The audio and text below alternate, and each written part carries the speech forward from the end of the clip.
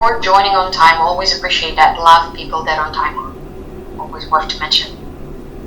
Oh, no problem. I know that we haven't seen each other last week, and I was feeling sick. Don't know what is it. It wasn't COVID definitely, but it's one of those things where out of the blue it's a strep throat and fever and all of it. So yeah, I've been taking some time off, but back to work now. How you been? I've been okay. I'm a little bit tired this morning. Woke up a little earlier. Anything in the span of this last 2 weeks that you would like to begin with? Anything that requires our immediate attention? Not that I can think of. Okay. I was wondering, remember we discussed the practice of guided meditation previously? Yes. Would you be comfortable, and if you want to start today with guided meditation practice? Yeah, sure. Yep, okay. This one is a little bit different from the one we had before. It will be a body scan meditation. To just introduce you to that kind of practice, it focuses on paying attention to each part of the body, which can be tense, and kind of put your mind to it, breathe into it, and relax it. We'll try it, and you let me know how you feel, okay? It's a short one. What? My microphone? No. It's a short practice. Okay. So Sure. it's not going to take the whole session. It's a 5-minute thing, okay? Okay.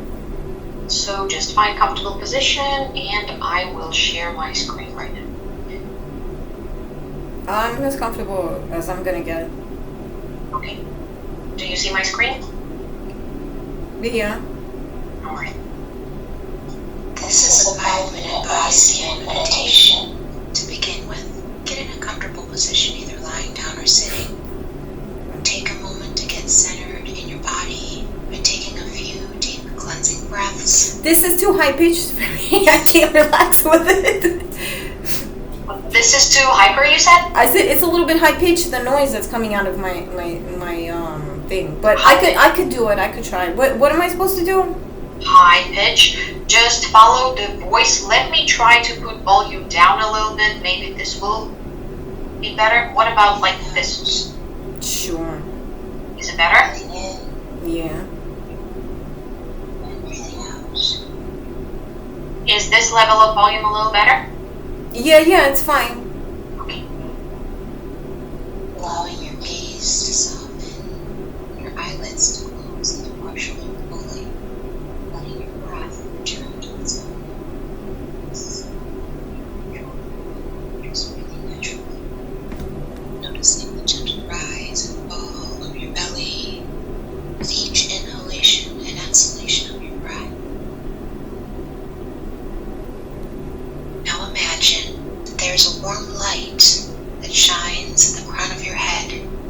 This warm light is going to scan your body from the crown of your head down to your toes, beginning at the crown of your head, scanning your head, your eyes, your cheeks, the lower portion of your face, to help you notice any stress or tension that you might be experiencing there. Allowing each inhalation of your breath to send a warm energy to soften those areas, and each exhalation of your breath to release the tension and stress being held in that area of your body. The warm light has now progressed down to your torso to help you notice any stress or tension that you might be holding in your chest, your arms, your belly, or your back. Taking a moment first to notice what's there, being non-judgmental, being accepting, whatever it is that's there. And then allowing each inhalation of your breath to soften any stress or tension that you might be holding in your torso, and each exhalation of your breath to release the stress and the tension from your body. Breathing in, a warm light radiates to the area of your body where you're noticing any stress or tension being held there. And breathing out, allowing your breath to release any tension or stress you're holding in that area of your body.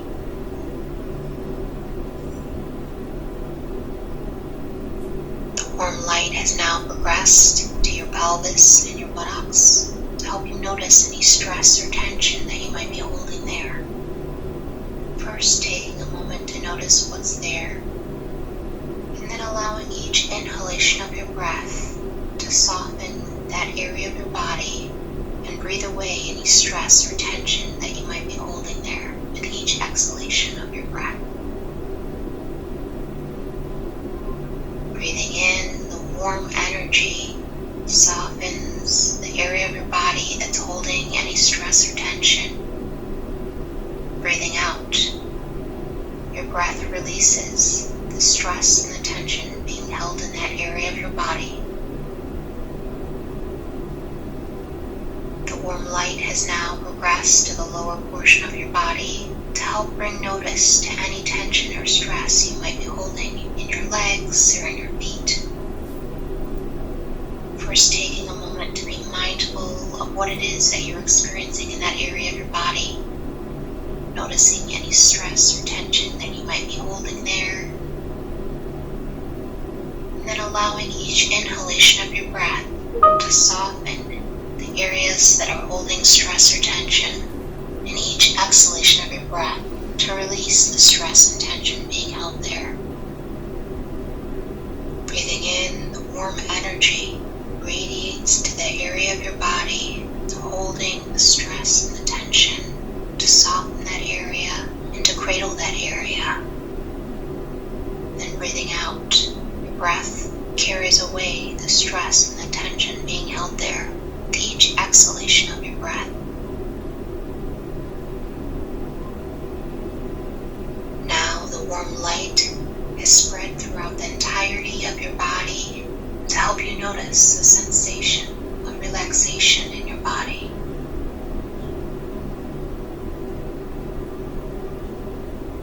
And when it feels right, opening your eyes to scan your environment, noticing any shapes or colors that you might see, or any sounds that you might be hearing.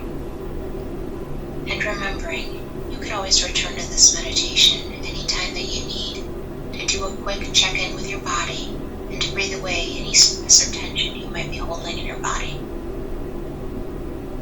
Wow. That was it, and that's this is Oh, I can't hear you. I can't hear you at all. I can't hear you. No sound.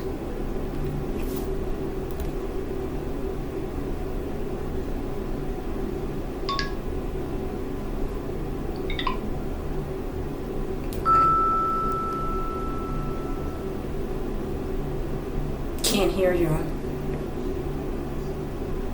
Nothing. It's not me either. Let me check. Oh, no, it is me. It is me. It's my phone. I accidentally tapped something. Oh, I still can't hear you though.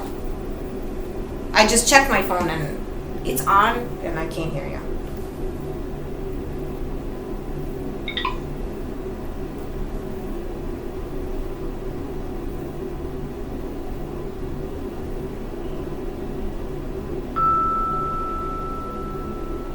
okay. What about now?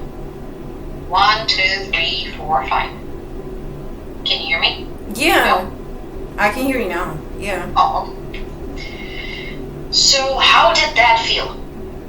The whole experience of voice, paying attention to different parts of the body and breathing mindfully, because sometimes I know when the narration goes to like the light that you're supposed to see or envision, that can be a little bit like frustration can come up. It's that sort of stuff does work like from time to time, and I feel like being mindful of my body's actually kept me alive for so long, more or less, or from getting into fights with people or something, so I don't, but I feel like maybe it might not, but it's like not enough to deal with, my load of shit, excuse me. Things like this, they can grow on you on time. And things like this may not be for you. And those are equally valid statements. If it's not for you, it's not for you. If you will find yourself in a position where you would want to listen to some music or other favorite songs of yours, favorite albums of your artist, that's totally fine. Or maybe you like the sound of thunder or sound of rain or ocean waves. I used to do that when I was falling asleep.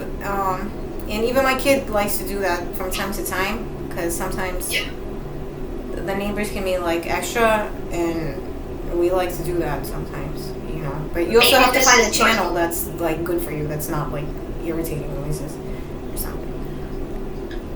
Maybe this could be a thing for you to listen some nature sounds, more self-soothing, and provide yourself with this,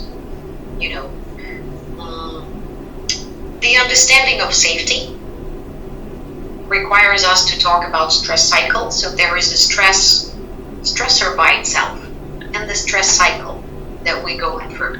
Say in wildlife, if we're talking about a lion and an antelope.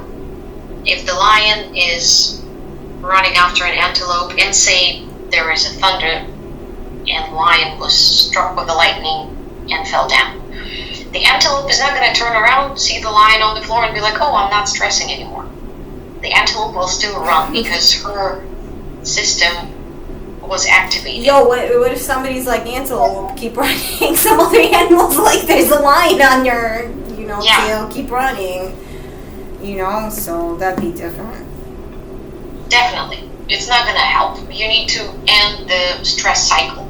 And what are you ending it with? That's what we will try to find.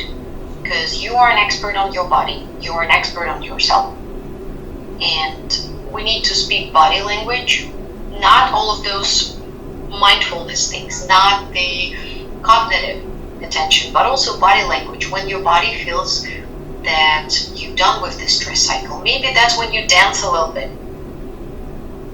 Maybe that's when you jump up and down. I think it's like a healthy emotion to dance, to sing, to like try to create with your emotions, as long as it's not like hurting anybody directly. Well, yeah, and also in a place where you feel safe, where nobody's watching you, where you understand that it's just you and nobody else around, so you're comfortable. That's true. But it is extremely important to give yourself this space at least 30 minutes a day, because we go through stresses every day. Therefore, we gotta provide ourselves with at least 30 minutes a day to decompress. That's true. So my question would be for you, Ilona, do you see 30 minutes a day for yourself right now, early in the morning, during the day, in the evening, where you can find out what will work for you as a closure of stress cycle? I think I'm doing as best as I can to maintain my stress, but again, like, I feel like my load of shit it's just like a coping mechanism. It's not gonna somebody would have to go and actually do something about these people harassing me. Okay. And again, I all the daily spend my time trying to like put my emotions into words that maybe people could relate to, but the people that don't like me will spend all their time trying to aggravate me to get me to turn into some sort of animal so they could wash their hands very easily. Of course, and this is you always got to remind yourself that you're doing a great job, the greatest job you can, based on whatever is available, whatever resources you have right now. You're doing your best at your best capability. That is for sure. Yeah, I guess.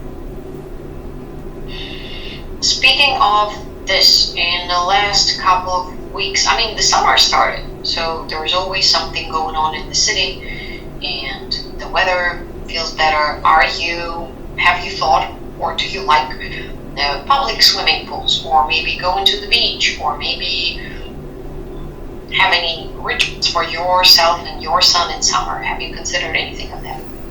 Maybe beach, because, yeah, maybe beach. Are you a summer person or rather winter? I don't know. I couldn't really tell. You know, it depends on the weather, because sometimes it's really too hot too, you know. So, Yeah. yeah. But it also depends on where you are when it's that sort of heat, you know, so. Well, with that being said, be mindful about yourself and your kid to always have some water, because trains are on the train station. It's extremely hot and humid, and in the train it is usually very, very cold, which can provoke, different kind of flus and stuff like this. Just as a reminder, because heat waves are real, and water is something that can at least normalize the level of your blood pressure in a shorter period of time. Just some hydration. Yeah, that's definitely sound advice, like, for sure. Okay. During this couple of weeks, any unusual mood swings that you notice? Maybe you were very happy for no reason, or for a reason, or maybe something upset you and you reacted the best possible way, containing yourself and not getting affected by someone's mood. Maybe you overcame like a conflict situation, anything like that. It's been emotional, like, with everyone, like my friends, and like there's been like emotional moments, but I wouldn't say it's just me, just basically because there's a lot of turmoil going on, you know. Okay. So I don't know. And also, like, the other thing is, sometimes I don't see how you couldn't imagine that I have a lot more pressure than just like average people, you know. In this emotional moments, tell me more about them. How do you usually hold yourself in emotional moments when maybe your friends are being emotional overtly? It's just my friends. It's like maybe people I don't know. I don't even know. I just say to myself, man, they're people, they're mobsters. They might act differently if I would speak with them individually, you know, because I usually, like, you know, see that happen when there's people getting riled up about their money or some shit, and you know, here I am, the poorest of you all, and I'm not that riled up about money. I'm more basic. I want to be like safe, and I want, you know, people Interesting what you said. I think treated better.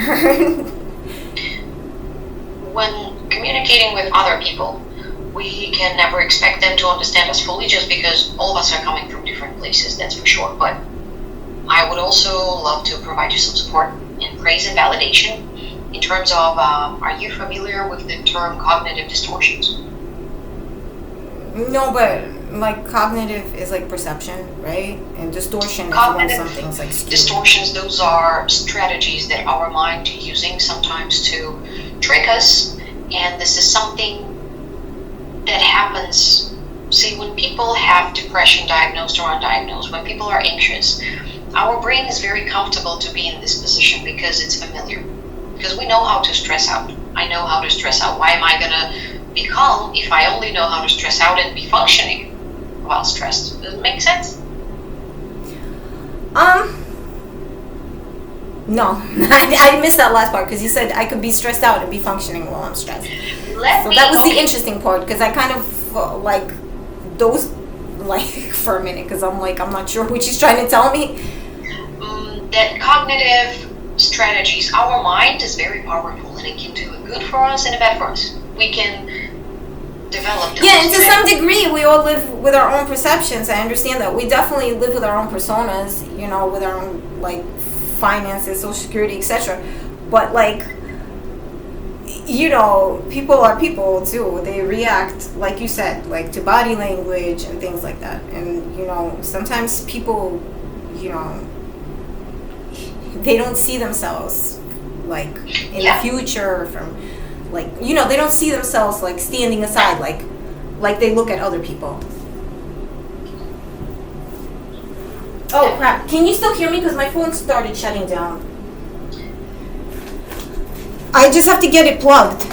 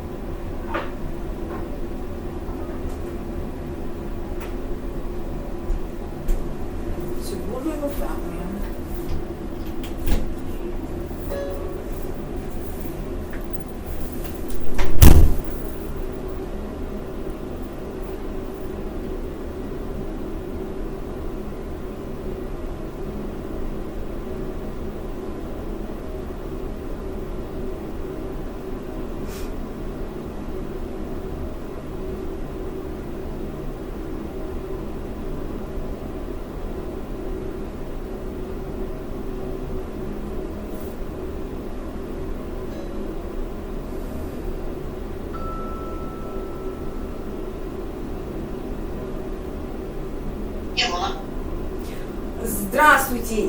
У меня телефон резко начал садиться, я даже не думала, что он хватит. Я бы, собственно, хотела обозначить на английском переключусь. I just wanted to emphasize that during the summer, I would love to tackle a bunch of, just provide with more information, because I've been doing some additional like courses and studies, and I realized that people should have more tools to understand themselves better.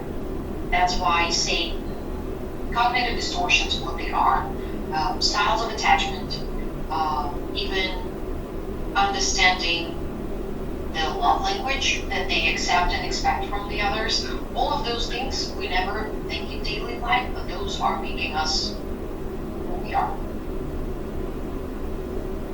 Kind of. So that's what I would be talking about with you in the next couple months, probably. Just bring up some, maybe informational videos, maybe some discussions, maybe even like written materials that I can send you over email or something so you can read and we can discuss it further. How do you feel about that?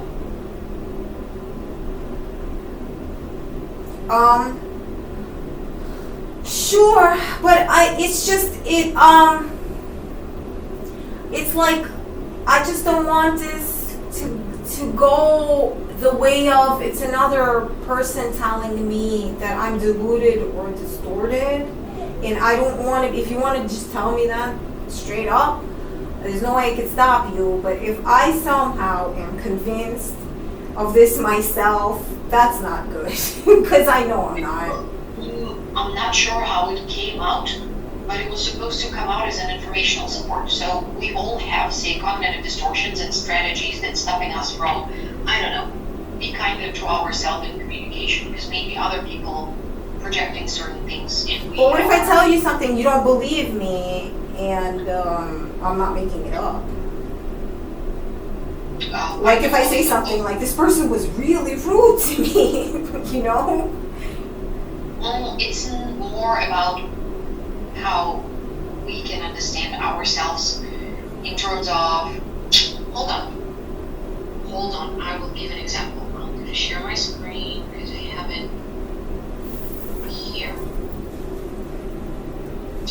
I hope it's not too loud. In this video, I will talk about 10 common cognitive distortions. 1. All or nothing thinking. You see everything only in black or white. All or nothing thinking is the basis of perfectionism. It makes you afraid of making a mistake or having a defect because, with the smallest mistake or defect, you see yourself as a complete loser and feel incompetent and worthless. So the first example, or nothing thinking or black and white thinking.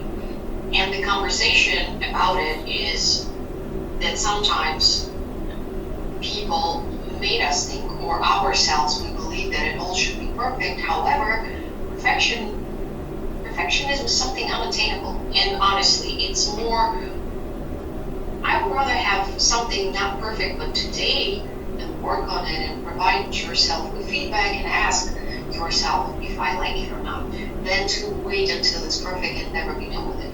That's kind of stuff that I would want to discuss. Is it clear now? What about cognitive distortions? I want to talk. Not sure, but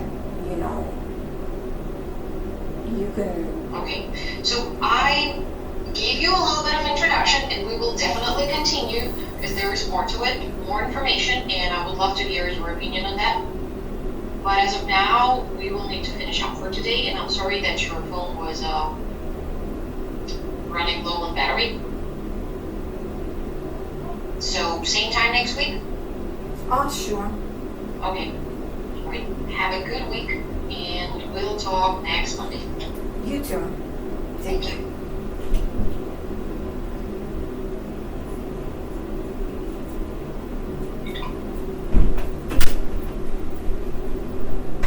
What? No, it's just me.